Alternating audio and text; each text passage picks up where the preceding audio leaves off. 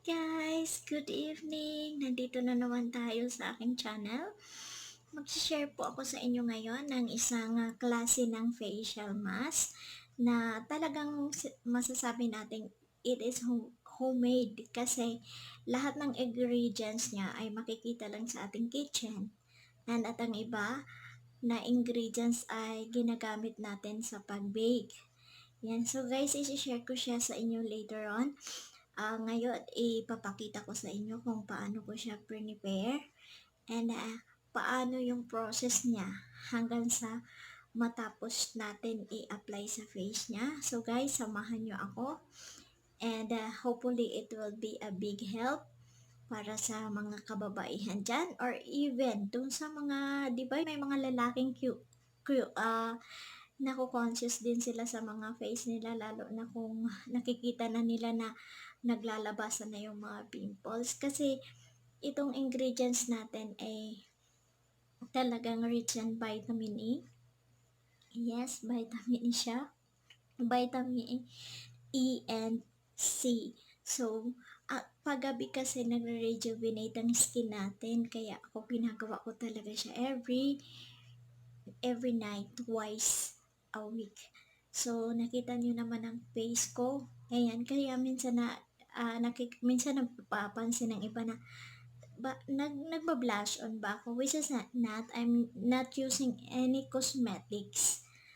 Just lipstick lang po talaga ang ginagamit ko every day na lumalabas ako saan man ako pumunta. Yan. Ang sakit ko lang is lipstick. I don't even use eyebrows, no makeups, no, and even blush on. So guys, samahan nyo ako at ipapakita ko.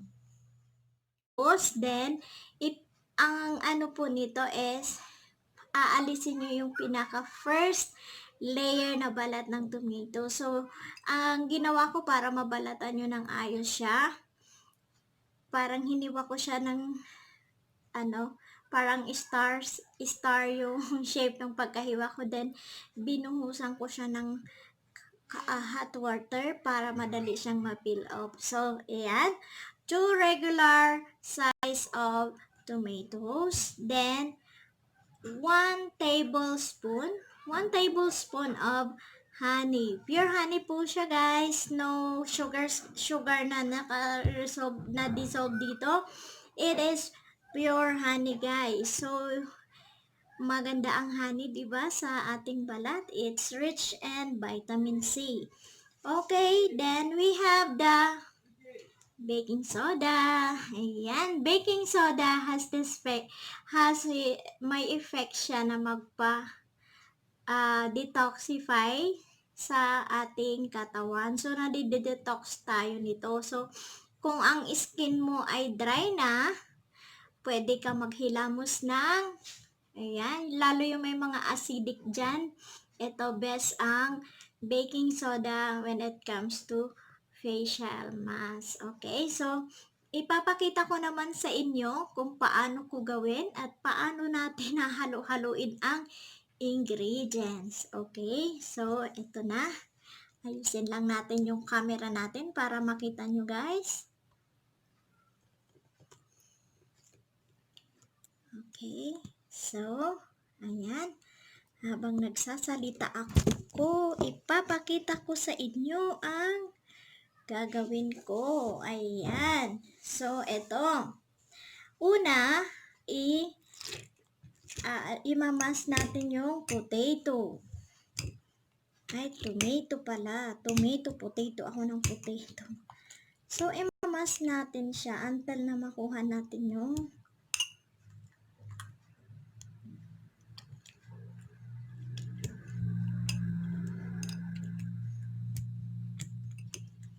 so, ayan.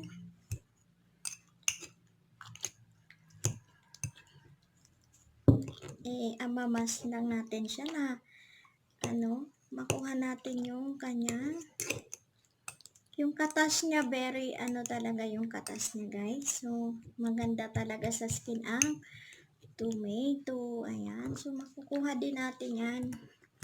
Hindi lang yung katas niya. Yan, yung mga buto. Hayaan natin yung mga buto dyan. Tapang design sa mask yan. Maganda din ang effect niya. Kaya hindi na natin siya tatanggalin. Ayan.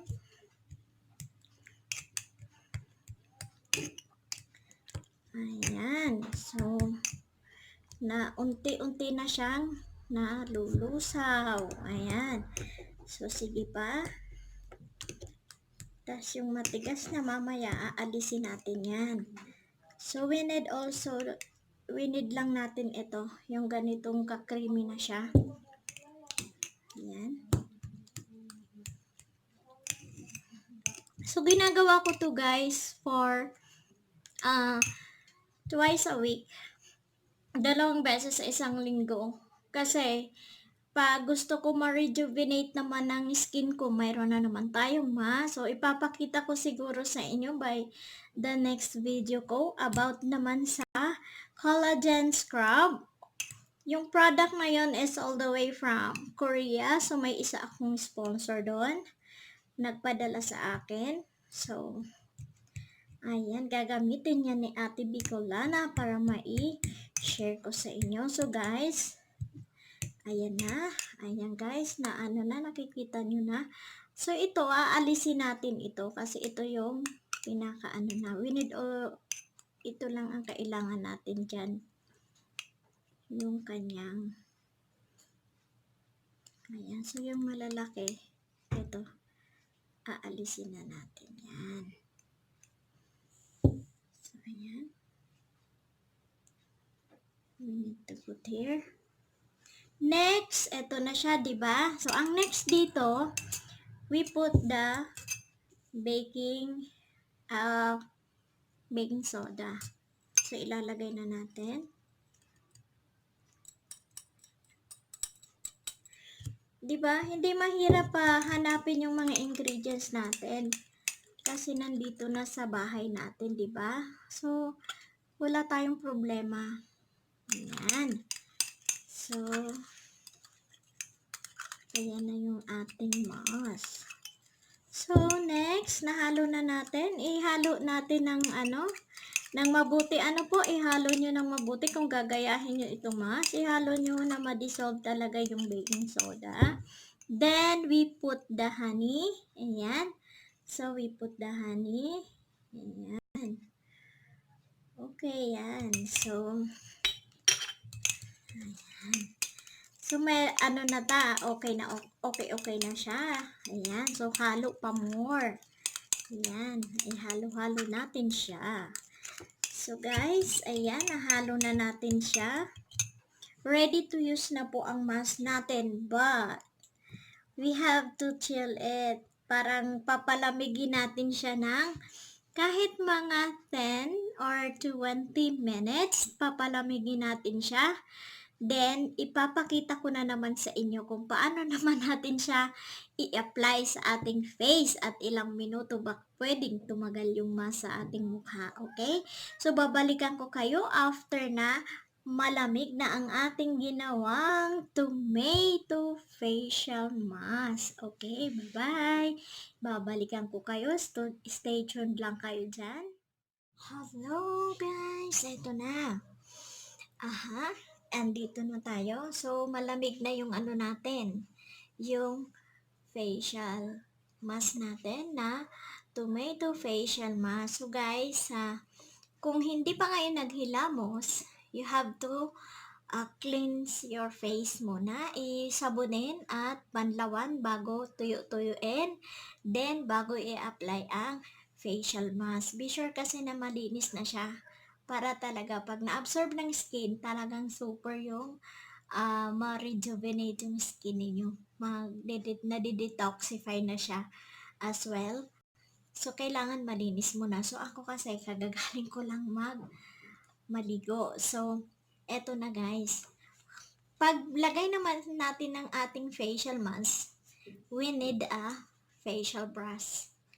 Facial brush ang tawag dito. Ginagamit ito especially if the mask is a form of liquid. Kasi liquidize na siya. 'Di ba? Kasi nandito na yung baking soda and the honey. So, pag nag-facial mask kayo nito, we need a facial brush. Maraming nabibili nito actually guys. Iba-ibang klase kasi to. But, nagkakaiba lang sila sa dito sa handle. Pero ako kasi, mas pinili ko yung ganito para hindi nagkakalawang. Kasi minsan, may mga facial brush na made of metal siya. But then, the longer it takes, nagkakaroon siya ng kalawang. Kasi syempre, yung kahuhugas, diba? Naghuhugas ka, hinuhugasan mo siya every time and then, nagagamitin natin. So, magkakalawang siya. Pero ito, ang sarap sa skin. O, diba? Skin. Facial scrub. So guys, eto na tayo. Ia-apply ko na kasi galing naman akong maligo. Ayan, so ipapakita ko na sa inyo ang ating tomato facial mask. So ito, malamig na siya. Malamig na yung facial facial mask. So, ang gagawin natin, i-apply lang natin. Ipapakita ko sa inyo kung paano. Ayan. Ito na, i-apply na natin. So, ito na siya. Ayan. Malamig na siya. Sarap. Masarap pag malamig. So,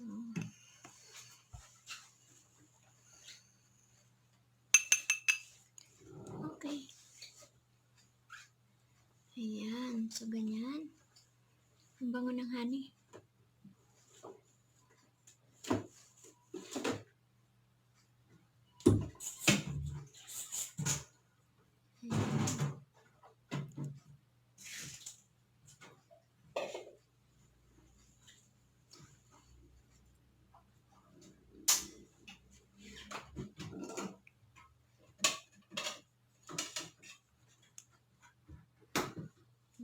Siya, nag-ano talaga siya.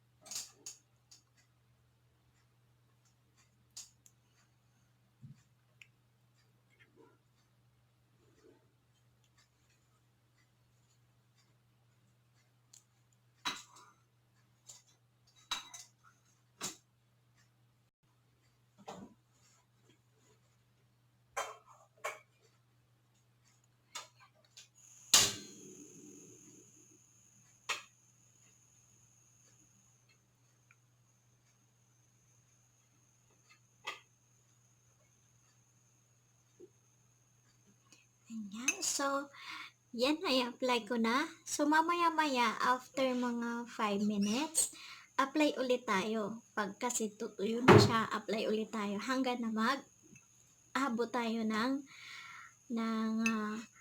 mga 4 applications. Kasi, para at least medyo makapal-kapal siya. So, ayan. Kahit 2 to 3 minutes lang, hindi na abot ng 5, madali siyang matuyo, then apply ulit. So, mga 4 applications siya guys. So, mag-ano ulit tayo, mag-a-apply maya-maya. So, balikan ko ulit kayo. Okay, so, eto na, tuyo na. Nagtuyo na siya. Apply ulit tayo. Ayan. So, ipapakita ko lang hanggang 2 applications sa inyo. Then, kasi para mag-shortcut tayo ng video natin, taahaba, no? Bali, 4 application. Basta gawin nyo guys yon, interval, 2 to 3 minutes pagtuyo ng first application, pangalawang application. Then, patuyo na ulit, 2 to 3 minutes. Then, apply ulit for the third application. Then, pag nagtuyo ulit, apply ka na for the last application. That is, 4 application po tayo. So, pag natuyo na yon, mamaya, na natuyo na lahat yung application na 4 na ginawa natin, ipapakita ko naman sa inyo paano patanggalin yon na hindi na natin kailangan mag-wash ng face ng running water. So guys, ayan, i-apply na natin. Ayan, pangalawa. Then mamaya, ipapakita ko na lang sa inyo yung paano ito tanggalin. So, hindi ko na ipapaano kasi same procedure na. 1, 2, and 3, saka 4 application. So, ipakita ko na lang sa inyo mamaya.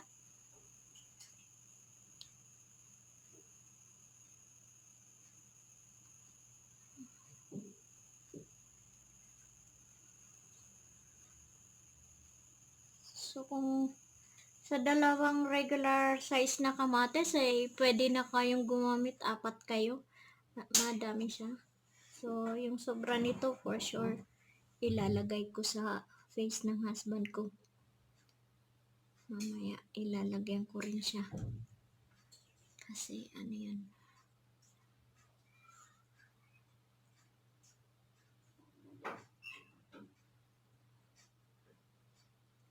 Ayan.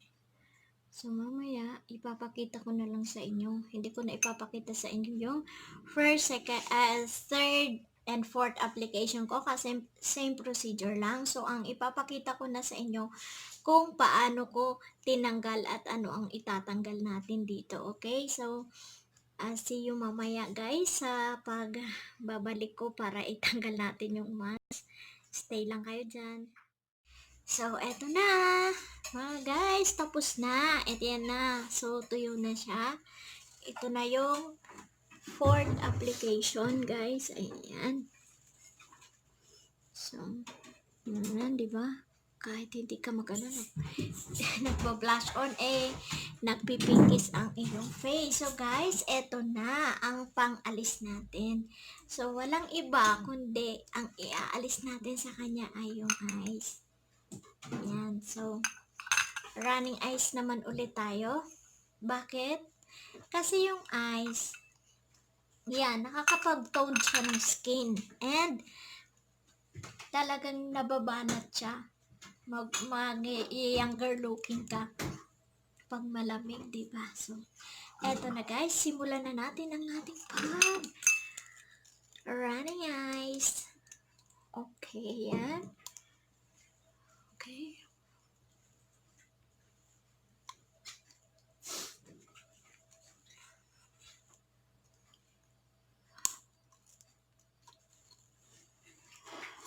Sarap.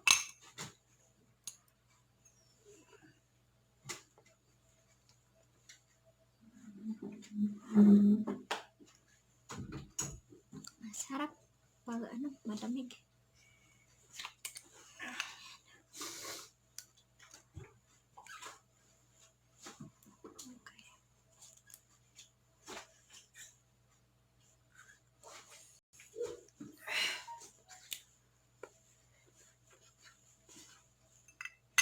Okay, ayan. So, ayan.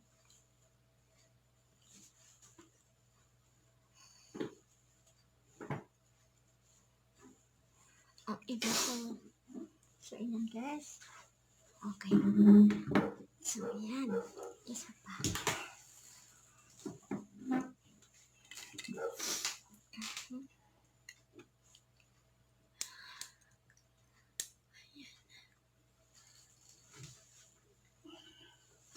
So, guys, be sure pag nagra-running eyes kayo sa mukha, huwag nyong i-steady. Baka magkaroon kayo ng, ayan, kayo, cold burn.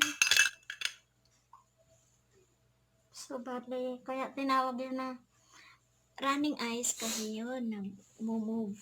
Ayan. Kaya yun ang the best gawin natin. So, ayan. Ganda-ganda na. Na ano siya. Masarap talaga sa mukha. Okay, last. Last na natin, oh. Ito na siya. Ayan. Ayan. Yung may mga ka-eye baggers ko dyan. Yellow lang ang katapat. Maganda sa ano. Hindi lang pipino, kundi yellow. Kundi eyes. Pwede din. Pwede din sa mga eye bag. Ayan.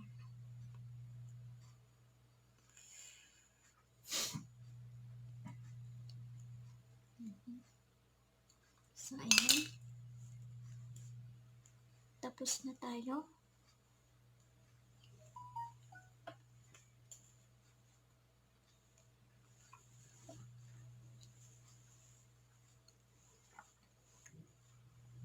So, yan na guys. Tapos na.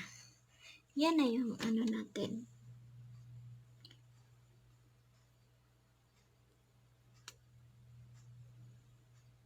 Yan na yung face natin. Tapos na. Ayan. So, pag after nung ano nyo, after nung facial, na ganon, wala na kayong i-apply. So, hayaan nyo na. Kahit may mga night routine tayo, di ba? May mga ginagamit pa tayong toner. Ngayon, at this time, pag ganito yung mask nyo na ginamit nyo, huwag kayong maglalagay.